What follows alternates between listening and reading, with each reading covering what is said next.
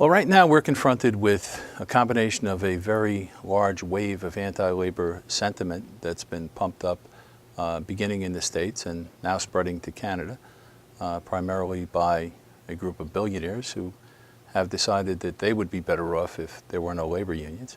What other country on the planet gives corporations a tax break if they move jobs out of the country? Tell me it. Does Germany give you a tax break if you leave Germany? Does France? Does China? Does Japan? Does Brazil? Which country gives you a tax break if you leave the country? Only one. United States of America. The issue of union corruption, I believe, as Senator McClellan said during the hearings on the Landry-Griffin Act, he said compulsion and corruption go hand in hand. And let's explore and unpack that just a little bit, because what Senator McClellan said in that instance is union corruption, I believe, is a creation of giving union officials the power to compel people to join them. You've got cops, firemen, paramedics out there doing the job for minimum wage. How many of those teachers have a master's degree in education? How many of them have been on the job for 20 years? How many of those cops are laying down their life? How many of those firemen are laying down their life going into a fire or protecting the community as a law enforcement officer? And the paramedics that are out there, this is this is sinful. It really is. The issue of unions causing job losses is absolutely ridiculous and of injuring the economy. The fact of the matter is that as unions are successful in driving wages up and benefits up, there's a corresponding increase in wages and benefits in non-union workplaces. In my opinion, liberty. People should not have to join any organization as a matter of force.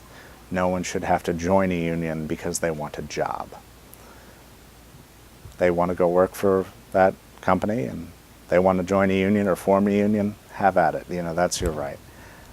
But you should not have to pay dues, pay part of your salary to an organization that you may not necessarily agree with. Out in the Midwest where I'm from in Oklahoma, it used to be a Democratic state, now it's a solid red state.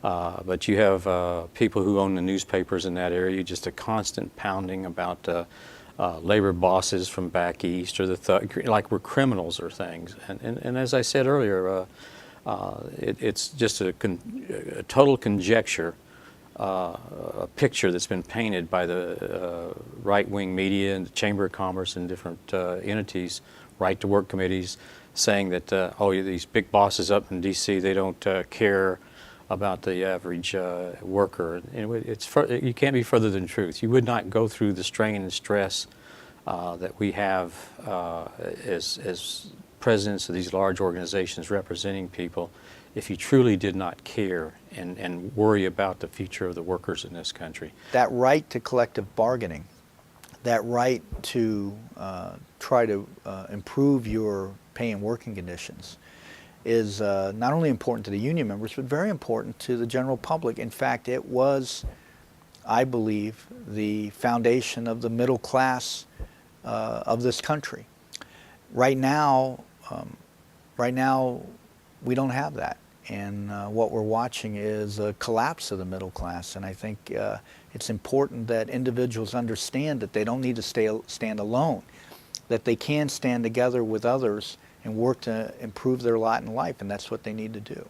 A good example of this is the Walton family, which runs Walmart. I believe 6 members of the Walton family are worth as much as the bottom 30% of all Americans combined. That inequality is unseen and unheard of in the history of this country. Those folks who don't want labor unions or who do not see the government role in helping wage earners, working folks, at least saying it's okay to organize, they really want to turn the clock back to the 1880s, 1890s. Yes, corporations really did have free reign, but the free reign they had brought much turmoil in this country. And if they wish to turn the clock back to those days, that it will happen. Because what will happen is that corporations normally do not want to pay, or businesses in general, workers a fair wage. They're Republican controlled, and it's strictly a matter of trying to get rid of unions and weaken unions. Because under federal law, under state law, the states can choose to be a right to work state. Under federal law, the unions have to provide the same protection for workers that are not paying dues as they are for the ones that pay dues. Corporate greed. I think the corporations are making a lot of money, and in the past they would negotiate fairly and be able to trickle down that money, that profit money, to the employees. They develop good employees who work really hard at their jobs, and that extra profit is not trickling down anymore. The corporation CEOs make billions of dollars, whereas before they did not, but their workers are working just as hard. The politicians are eliminating the middle class. If no one can see that, they have to be blind. Because people are fed up with the way things are going with the government and the way that large corporations and big money people are trying to destroy unions. They're trying to kill us off. And we're just not going to stand for it anymore. The economy will never get better until middle class people have money in their pockets to purchase things. And until the politicians realize that, then we're just going to be in this lull we've been in for the last 10 years. So somebody's got to get their heads out of their butts and let's get this country moving. Go buy an American flag. Guess where it's made? In China. Made in India. I mean, they don't buy, it's everything you see. It's all made somewhere else. What about us people? The people that live in this country.